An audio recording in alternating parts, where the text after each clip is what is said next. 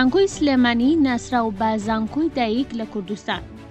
زانکۆی سلێمانی لە ئێستادا بە سێ پێوەری جیاوازی نێودەوڵەتی و ناوخۆیی لە ڕووی زانستیەوە باشترین زانکۆی کوردستانە. لە سەراستی عێراقیش یەکێکە لە سێ باشترین زانکۆکان. دوایین راپۆرتی وێب ئۆف ساینس دەریدەخا زانکۆی سلێمانی لە ڕانکینی ئینسایتدا پلەی یەکەمی لە سەراستی زانکۆکانی هەرێم و پلەی سێیەمی لە سەراستی عێراق هەیە.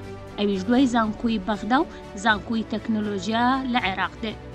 ڕانکینی ئینسایتس پشت بە ژمارەی سایتیشنی بڵاوکراوەکان دەبەستێ، واتە ڕیزبەندی زانکۆکان لەسەر بنەمای ژمارەی ئەو جارانەیە کە توێژینەوە بڵاوکراوەکانی لەلایەن توێژەرانی ترەوە وەک سەرچاوەی زانستی بەکار هاتوون و سوودیان لێوەرگیراوە. زانکۆی سلێمانی توانیوێتی 2008 توێژینەوە لە نێوان ساڵانی 2019 بۆ 2023 دا لە گۆڤارە جیهانیەکاندا بڵاو بکاتەوە. لەو ژمارەیەش توانیوێتی 25959 سایتیشن بەدەست بهێنێ کە لە سەراستی هەرێمی کوردستان لە پلەی یەکەمدایە. هاوکات لە داتابیسی وێب ئۆف ساینسدا کە لەلایەن کۆمپانیای کلاریڤیتەوە خاوەندارێتی دەکرێت، جگەر لە هەڵسەنگاندنی توێژنەوەی ئەکادیمی، داتابیسەکە کاری هەڵسەنگاندن و تۆمارکردنیش بۆ هەموو ئەو گۆڤارانە دەکات کە دەیانەوێت متمانە لە داتابیسی ناوبراو وەربگرن. لالایەکی ترەوە لە ڕانکینگی وەبۆمێتریکسدا کە پشت بە ژمارەی سایتیشنی توێژینەوەی توێژەران لە گۆگڵ سکۆلەردا دەبەستێت و ڕیزبەندی بۆ زانکۆکانی جیهان دەکات. لەم ساڵدا زانکۆی سلێمانی بەپێی ئەو ڕانکینە پلەی چوارەمی لە نێو زانکۆکانی عێراق بەدەستهێناوە. زانکۆی سلێمانی لە سەراستی زانکۆکانی عێراق و وەک تاکە زانکۆ لە سەراستی کوردستان بۆ پرۆژەی هاوبەشیکردن لە بواری توێژینەوە لە پلەی پێنجەمدایە لە کۆی 12 زانکۆی پارێزگاکانی عێراق. هۆلێنکردنەکە بەپێی داتای زانکۆی سلێمانی بۆ ساڵی 2018 بۆ 2022 دەری دەخات.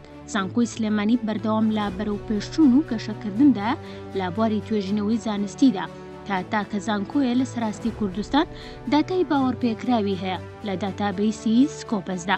ئەمەش لە کاتێکدایە کە بەپێی ڕیزبەندی شانگهای زانکۆی سلێمانی بۆ ساڵی 2023 لە بواری زانستی مادەکان و ئەندازیاریدا لە کۆی 1900 زانکۆی هەڵبژێردرا و لە 5000 زانکۆ لە سەراستی جیهان پلەی 401 بۆ 500 وەردەگرێت و بەمەش زانکۆی سلێمانی تەنها زانکۆیە کە لە سەراستی هەرێمی کوردستان و عێراق هەڵبژێردرابێت. ڕیزبەندی شانگهای پشت بەم پێوەرانی خوارەوە دەبەستێ بۆ هەڵسەنگاندنی توانای زانکۆکان لە بوارە جیاوازەکاندا، وەک ژمارەی توێژینەوە، کاریگەری توێژینەوە، هەماهەنگی نێودەوڵەتی، کوالیتی توێژینەوە، خەڵاتی ئەکادیمی نێودەوڵەتی. هەرچیدا تاواماری بەخشینی بڕوانامەی خوێندنی باڵایە لە بوارە جیاوازەکاندا، زانکۆی سلێمانی لە ماوەی ساڵانی 2018 بۆ 2024 تۆمارێکی بەرزی تۆمار کردووە و بە گوێرەی ئامارەکان ساڵانە ڕێژەکە چەند هێندە زیاد دەکات.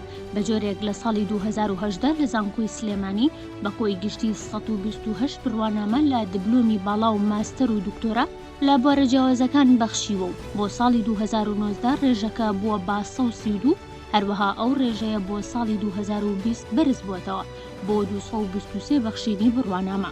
هاوکات لە ساڵی 2021 بووە بە 276 بڕوانامە و لە ساڵی 2022دا بووە بە 408 بڕوانامەی بەخشراو. هەرچی ساڵی 2023 ئەو ڕێژەیە بەرزترین ئاستی تۆمار کردووە و گەیشتووەتە 671 بەخشینی بڕوانامەی باڵا، کاوەش ژمارەیەکی پێوانەییە لە سەراستی زانکۆکانی هەرێمی کوردستان.